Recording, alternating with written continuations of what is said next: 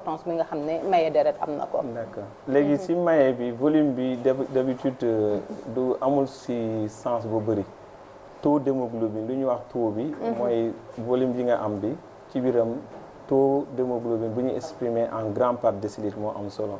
loolu mooy décision pour ñu transfuser nit léegi nag si loolu. am na taux yoo xamante ne nit mënu ko tolérer à partir de 5 6 ba 7 loolu bu amee souvent nii dañuy laaj nit boobu nga yokkal ko deret pour que globules rouges mi am benn taux bu suffisant pour mun a transporter lui oxygène ci biir yaram bi. d'accord donc ci constitution deret mun nañu jàpp ne bu problème bu amee ci taux d'hémoglobine boobu rek la ñuy wax problème am na donc nit ki am na anémie. waaw d'accord docteur c'est important ñuy waxtaanee importance bi nga xam ne don de sang am na ko parce que ñu ci bëri dañu am ay idées reçues duñu nango mayee seen deret alors que am na njëriñ bu nga xam ne am na ko ci nit ki koy maye mais am na njëriñ ci ki mu koy may aussi. waaw loolu vraiment lu ñu bëggoon expliquer public bi la. tey maye deret loolu bokk na suñuy wax c'est un geste de générosité. yow mii di joxe. tamit am nga ci avantage. bu ñu mayee deret nit bi boobu dinañu permettre juste ñun au labo. ñu jël deret boobu traité ko xool d'abord may la sa groupe sanguin sur rendu des résultats bi sa groupe sanguin di nga ci am. mais tamit dina permettre ñu xoolaat la ci sa deret ndax amoo yeneen xeetu jàngoro. dinañ def ci ay tests sérologiques. comme xoolal la ndax am nga VIH am na ci ndax hépatite B yaa ngi fii. yeneen xeetu deret également les parasitoses yi tamit dinañ ci seet ci sa sang bi. avantage bi donneur bi jox tey ay études scientifiques yu publié wane nañ ni. nit ñuy maye deret de façon fréquente day tax seen taux de cholestérol wàññeeku day tax tamit seen sang bi seen vaisseau yi am benn fluidité bu mën a yóbbu sang bi ci xol bi de façon régulière te tamit loolu yëpp avantage enfin lu mu lay njëriñee mooy da lay éviter loo yeneen maladies yu ñu wax les accidents cérébraux. d'accord maintenant ci don de sang bi aussi ñu ci bëri yaa ngi énumérer tey jii nii lu nga xam ne dañ leen koy defal comme test mu nekk lu nga xam ne c'est important donc mun na jàpp ne tey don de sang c'est préventif pour en tout cas ki nga xam ne mu ngi koy maye par rapport à des pathologies yu nga xam ne mënoon na ko dal mais c'est important aussi ci don de sang bi loolu da ciy génn le groupage sanguin parce que ñu ci bëri boo leen laajee du ñu xam seen groupe sanguin alors que c'est important dans un pays comme le nôtre avec l'avènement en tout cas des Jakarta des motos Jakarta les accidentés de la circulation c'est important ñu ñëwaat ci importance bi nga xam ne rek groupage sanguin nit ki xam ko c'est important. d'accord loolu moom rafetlu nañ ko déjà bi état imposé woon nit ñi. ñu def ci permis ay groupe sanguin. c'est important man loolu moom jàppoon naa ne en tant que biologiste loolu lu important la. parce que tey nii ñun Diamniadio ñu firndeel na ko tamit on est un carrefour dañuy recevoir fii ñu bëri ñu def accident de la route. mais accident tamit parce que xam nañ tam si on a une population jeune boo xamante tamit day liggéey. chez ay chantier am na xale yi fii ñëw xamuñu seen groupe sanguin nga xam ne li c'est une urgence hémorragique. lu sa connaissance ñu xam sa groupe sanguin mën na la gagneloo temps gagneloo clinicien bi temps pour la prise en charge. parce que la transfusion d'abord balaa ñuy transfuser nit foog ñu xam sa groupe sanguin. loolu nag tey bu ñu ko généraliser ba ñëpp mën a dem xam seen groupe sanguin avantage la ci nit bi mais tamit avantage la sur la prise en charge en cas d'accident. d'accord maintenant le donneur parce que y a des gens yu nga xam ne dañuy maye seen deret de façon spontanée donc amuñ ci benn problème en tout cas combien de fréquence su maye deret bi naka la war a demee. les normes c'est 3 mois lañ lay wax. d'accord une fois tous les 3 mois mën nga maye deret. mais am na ñoo xam ne ils ont une activité qui les permet même si après 2 mois. de pouvoir donner en effet leur sang. D'accord maintenant ñeneen aussi parce que c'est des problématiques yu nga xam ne dañ koy retrouver dans la société des idées reçues je dirais. am ñoo xam ne dañu naan peese wu li may peese mënuma maye deret yooyu yëpp c'est important ki nga xam ne en tout cas day maye deret ñu ñëwaat ci poids bi nga xam ne war na ko am ak ci les maladies chroniques yu nga xam ne am na ko est-ce que ça lui permet en tout cas muy maye ci deretam c'est important ñu taxaw ci point yooyu. waaw loolu moom moo tax ci équipe buy évaluer ñi ñuy maye on a des cliniciens. médecins buy saytu loolu. nit bi balaa ngay maye deret au moins dina jël sa tension artérielle jël sa poids. parce que en fait ay yeneen poids yi faible yi tamit nit ñi dañuy bañ. nga maye ba pare après nga am ay gàllankoor ci li nga joxe. mooy waral noonu c'est des constantes yoo xamante nit bi su nekkee elles sont perturbées dañuy moytu di jël genre patient yi pour ne pas créer après ay effets secondaires ci patient bi. D'habitude le poids tourne autour de combien de kilos? Au-delà de 50 kilogrammes. D'accord, au-delà de 50 nit ki mun na maye deret. Leneen lu nga xam ne c'est important yaa ngi koy wax sànq à l'entame de vos propos que le renouvellement c'est important nit ki di maye deretam pour renouveler en tout cas deret boobu xam ne maye na ko ñëwaat tuuti rek ci importance bu nga xam ne le renouvellement du sang am na ko. loolu moom ay études ñoo ko montré tey nii comme ni ñuy gis depuis ñu nekk su nekkee doo maye deret.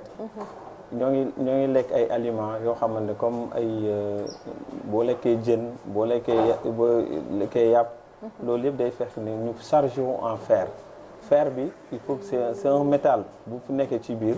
mun na yàgg foofu léegi boo nekkee yaa ngi joxe deret da ngay fexe stock fer boobu. nga koy wàññi ak doole. day permettre automatiquement organisme bi jàppee ko nii da nga am benn hémorragie et mu nekk di renouveler son parc. boo ko doon saytu comme c'est aujourd'hui nga am ay oto bëgg na chaque fois ngay changer say oto mu amaat oto yu bees. donc loolu tamit day permettre nga amaat ay globules rouges yu neuf yu chargé wu en oxygène yu mën a permettre organisme bi. joxe oxygène bi de façon très rapide dans les différents organes. C'est important et puis il y a d'autres personnes yu nga xam ne vous l'avez dit aussi sànq il y a des végétariens am na nit yu nga xam ne en tout cas souvent dañuy am des anémies yu nga xam ne chronique dañuy dem ba yàgg ci anémie am na ñu bëri dañu banaliser aussi anémie que dama xaw a anémie rek alors que banaliser anémie c'est pas dafa nekk loo xam ne nit ki peut-être comprendre les complications yu nga xam ne mën na ko indil. loolu tax am na ci société bi loolu lu ñuy seetlu souvent da ngay gis sax ay jeunes yu traîner avec on a eu loolu moom benn anecdote la.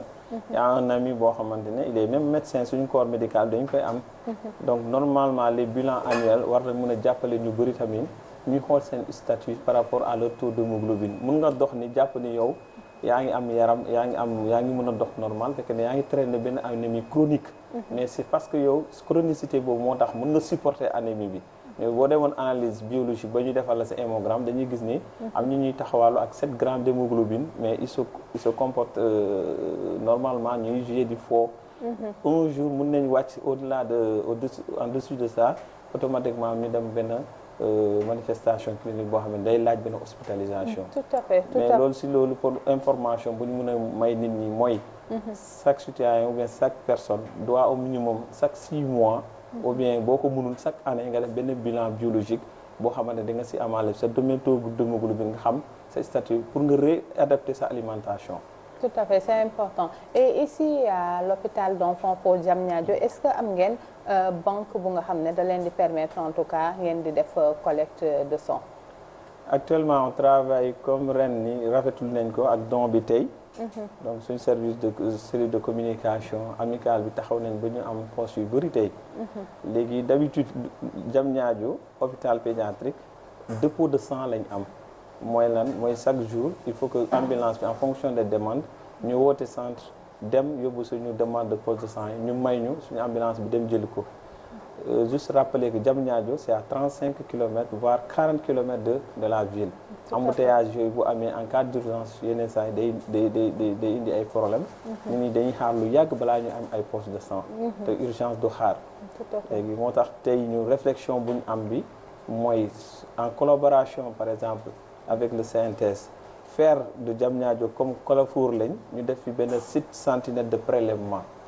à l'image des régions lu ñu may yeneen régions yi mooy ñu mën a di defal ñun suñu bopp suñu collecte de sang traiter yenn poches yi mais tout cela en collaboration avec le Centre national de transfusion sanguine. D'accord, donc yéen bu ngeen defee collecte bi ba pare da ngeen koy envoyer le Centre national de transfusion sanguine. Présentement c'est le schéma bu ñuy utiliser. D'accord, pour mu defal leen le traitement. Oui. D'accord, une fois le traitement fait intégralité bi ngeen ko yónnee woon lañ leen di yónneewaat. non du noonu. D'accord, après vous dépendez d'eux.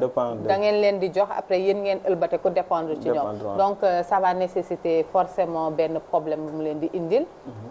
Est-ce que du leen di indil souvent ay rupture ngeen toog am ay malades yu ngeen xam ne dinañ soxla deret te du ngeen ko am parce que souvent dañuy dégg ni que au Sénégal ravitaillé wuñ bu baax en poche de sang. loolu moom c'est à l'instar des hôpitaux. rupture moom dañuy am ay déficit en pose de sang si donneurs yi joxewuñu ñun tamit nu muy impacté yeneen hôpitaux yi tamit ñun tamit noonu lay impacté suñu hôpital bi fii. dañuy toog ay jours yoo xam ne yeneen poches yi duñ ko am yeneen groupe sanguin yi. surtout les groupes rares dañuy am fi ay O moins ay A moins B moins yooyu day xaw a rare yooyu pour ñu am ko da ngay gis demande bi mu nekk fii d'autant plus que ñun fii dañoo am ay xale yoo xam ne c'est à bas âge. dañuy éviter ce qu'on appelle une immunisation précoce chez les enfants. parce que seen immaturité hormonale bi humorale bi moo tax ñemewuñu transfuser nekkul isogroupe isoregistre. d'accord c'est les fondements de la transfusion mais yenn saa day lu bëri il faut ñu saytu bu baax balaa ñu joxe poste bi ci xale yi.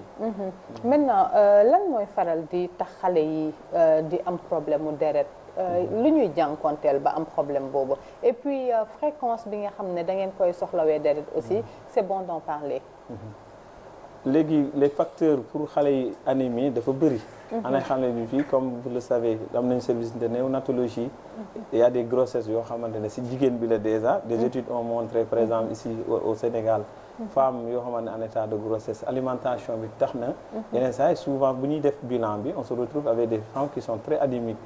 léegi loolu tam dañuy am ay doom yoo xamante ne ils viennent avec un taux d'hémoglobine parfois qui est faible. et ce qui nécessite en effet une hospitalisation avec demande de transfusion. yeneen maladies tamit chroniques les maladies parasitaires bu ñu ko fàtte tamit. c'est des maladies yoo xamante ne day xale yi di animer lu bëri. loolu tamit dafa fréquence ci tranche d'âge de 0 à 15 ans dañuy suñu résultat parasitaux yi day wone loolu lu bëri. xale yi dañoo parasiter te bu ñu parasiter souvent les parasites ñoom ñooy chélater le fer wala lekk ko de ce fait que xale yi dañuy am souvent un taux d'hémoglobine qui est également faible. d'accord am na benn moment aussi État du Sénégal à travers le ministère de la santé et de l'action sociale gisoon nañ ñuy def ay di jox xale yu jigéen yi en tout cas dans les écoles. di renforcer seen fer parce que dañuy wax ni que xale yu jigéen yi aussi avec les menstrues yi dañuy faral di am anémie yooyu. loolu tamit dégg la loolu les menstrues souvent day comme vous le savez donc day nekk seen perte de sang. souvent xale yi tamit suñu amul renfort en fer dañuy am une anémie qui est chronique bu ci installé wu. te noonu la ñuy màggee ak anémie chronique boobu après mooy tax ñu koy supporter ñu marié aussi jëlaale ci grossesse après. ils vont être anémiques pendant toute la grossesse amaale ay doom yoo xamante ne parfois ils viennent avec une anémie qui est un peu sévère. D'accord et c'est important aussi est-ce que nit de façon volontaire mun na jàpp ne xale yi souvent dañuy am ay anémie duñu am benn signe clinique bu koy firndeel est-ce que parent bi tey jii mun na jël fer di ko jox doomam. pour rek mu bañ a am carence boobu parce que gis nañ dans la fortification des aliments beaucoup de fabricants actuellement dañuy yokk fer ci yenn aliments yi pour rek permettre aux populations ñu renforcer seen fer. loolu c'est recommandé parce que am na ay protocole yu ko recommandé. mais loolu tam bu ñu si doon yokk comme lu ma waxoon si njëlbeen. yokk si mooy defal ay xale yi ay bilan. par année ou bien chaque 6 mois ñëw def labu. une numération lu mu cher si labu lu hôpitaux publics yi ay 5000 francs la nga def bilan xool sa taux de gilaale pédiatre bi. mu consulter seen ñu am réflexe am des pédiatres maison. yoo xam ne mën nañ dem gis médecin yi. yóbbu seen doom yi ñu consulter leen waruñu ko consulter loo xale yi juste parce que dañoo feebar. xale mun na seen nga yóbbu ko chaque 6 mois mu def benn visite générale médecin bi xool ko. mun na xool si teggimaa yi ne ah kii de yaa ngi koy gis comme étant une personne saine mais or que moo ngi traîner benn anémie bu chronique si moom. bilan yi tamit léegi à partir de ce bilan sanguin nga am ko am taux bu normal mun nga réadapter la parce que lu ñu mënta wax un médicament reste un médicament. te tam bul fàtte à côté bu ñuy jox xale yi de faire de façon. non rationnel mun nañ dem ba andi ce qu'on appelle une surcharge en fer te leen beneen. te am na ay complications yu mun a jural nit ki sa xale bi. c'est important maintenant par exemple ministère de la santé xale yooyu xam ne da leen di jox fer dans les écoles est-ce que loolu vous jugez ça de rationnel logique. moi je trouve que c'est rationnel parce que dose bu ñuy jël foofu mënuñ leen indil benn surcharge bu ëpp. mais l'idéal serait puisque c'est déjà espacé de 1 mais l'idéal serait également avant normalement école yi tey bu ñu bëggoon par classe mën nañ amal ay xale yi ay bilan d'entrée comme ni ñuy amee yeneen contrôle yi mën nañ wax xale yi mën nañ leen delal bilan d'entrée préscolaire bi dem def ay bilan d'entrée xool ndax xale yi ils sont anémie bu ñu def ay contrôle comme ni ñu koy defee seen am na école yoo xam ne commencé nañ koy def en collaboration avec des pédiatres def une consultation pédiatrique pour tous les enfants. Je pense également ce serait un rôle pour les biologistes ñuy wàcc ñoom tamit ci service yi di jàppale en effet les parents mais également di jàppale enseignants yi ci loolu. C'est important et c'est important aussi ñu waxtaanee les signes cliniques yu nga xam ne mooy wane ni nit ki mu ngi def anémie.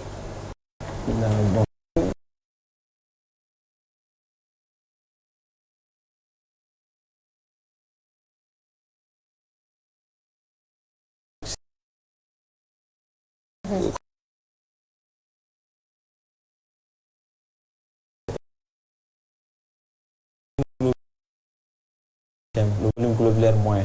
À partir de là mën nañ typer est-ce qu'il s'agit d'une anémie ou bien il s'agit parmi les anémies est-ce qu'il s'agit d'une anémie microcytaire ou bien s'il s'agit d'une anémie macrocytaire et en fonction de mën nañ xam typologie bi ndax kii anémie bi dafa lié à un déficit de fer ou bien c'est un déficit de folate léegi signe clinique proprement dit là je pense que vous aurez l'émission avec tout à fait qui en parlera et par rapport ak seen plateau technique est-ce que am ngeen plateau technique en tout cas bu leen permettre examen yooyu nga cité tout à l'heure mu ngeen di ko def. Bon, merci pour ça. Donc, depuis ouverture hôpital bi tamit, on a eu l'appui de la direction avec madame la directrice qui accompagne le laboratoire.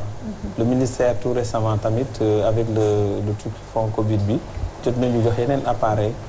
Donc, sur le plan hématologique, am nañ quand même les équipements qu'il faut vraiment typer une anémie ou bien faire des tests biologiques pour en effet donner un résultat fiable aux cliniciens. baax na docteur aussi ñu taxawaat bu baax ci plateau technique bi parce que yaa ngi ko doon expliquer sans que bu ngeen collecté dafay dem CNTS donc circuit boobu xam ne da koy suivre avant muy ñëwaat ci yéen te du ngeen jot l'intégralité en tout cas li ngeen collecté woon c'est bon ñu taxawaat est-ce que tey jii nii li ngeen doon xaar yéen a ngi koy am vraiment ci hôpital Diamniadio. waaw c'est vrai que xaw na jafe-jafe la yu bëri na déjà bu ñu delluwaatee pour am sang. oto bi foog nga mobiliser ambulanciers yi ci suba si. yeneen saa yi mën na nekk loolu mu xaw a xat oto bi comme ni ma rappelé woon 35 kilomètres la le temps que mu egg centre ba mu ñëw jël place sang bi indi.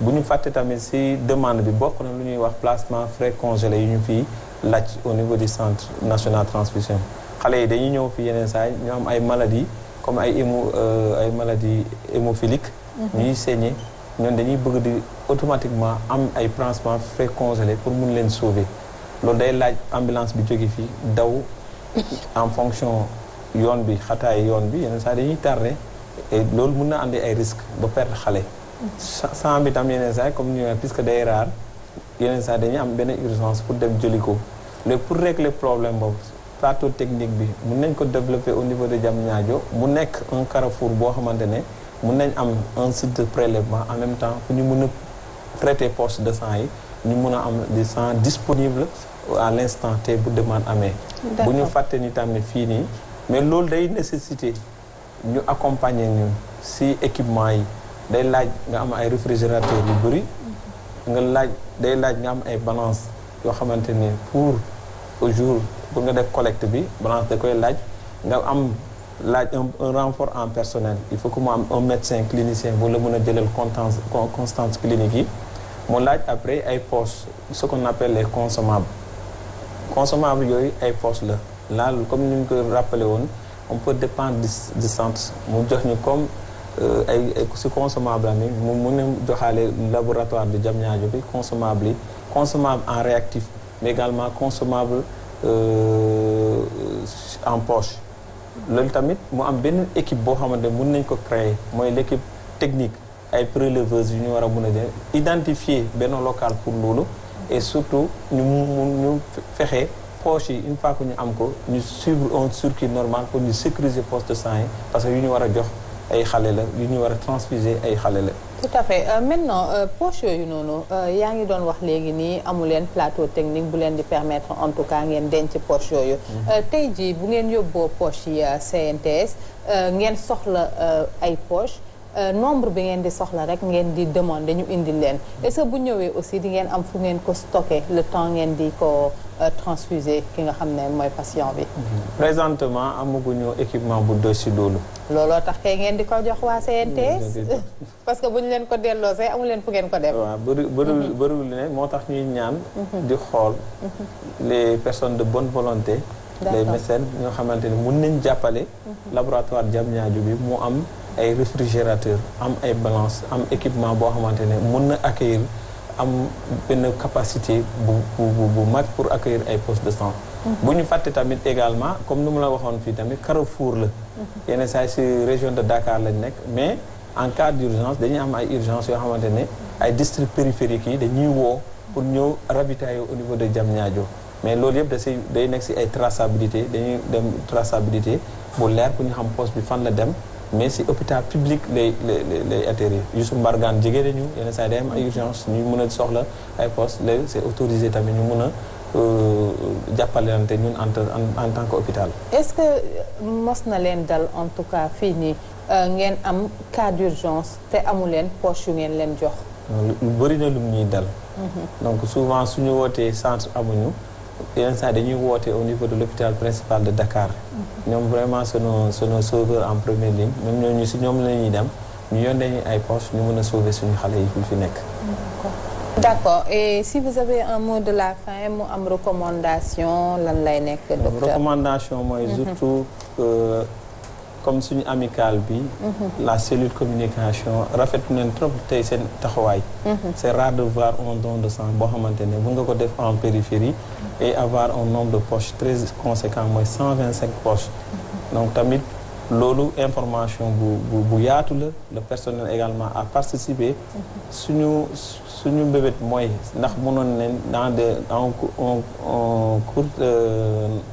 dans les mois à venir voir avec le centre national de transfusion sanguine faire de Diamniadio benn centenaire de prélèvement jox ñu les prérogatives de faire les tests sérologiques